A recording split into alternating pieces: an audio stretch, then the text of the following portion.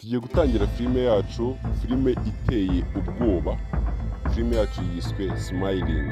Nimba uzi ko urwaye umutima, iyi filime ntuyirebe rwose. Dutangiriye hakuno ino,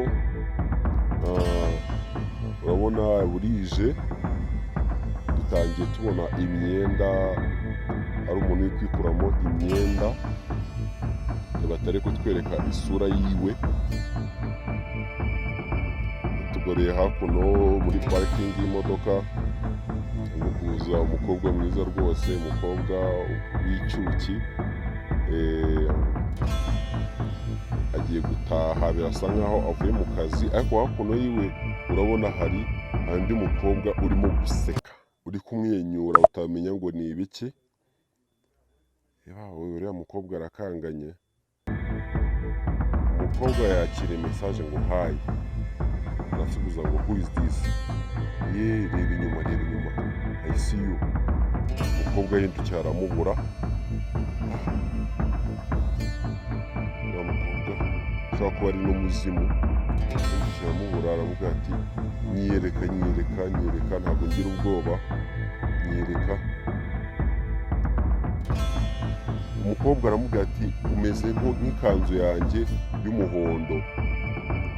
Umukobwa arumirwa, ahita amubona imbere yambaye ikanzu y'umuhondo. Dore ukuntu agenda. Umukobwa ahita yirukanka, ajya kwatsa imodoka yiwe, kontake ye iramucika kubera ubwoba bwinshi cyane. Umukobwa wundi muzimu acaho, umukobwa afite ubwoba, arebye hasi kontake arayibura, abona iri munsi y'imodoka, ahita abona cya gikobwa akura kontake, ahita yinjira mu modoka, ahita atsa imodoka vuba, kijya mu idirishya, gihita kibura nanone, kibura. Arebye muri miro ahita akibona cyageze mu modoka, kariwe tangira kumukanda.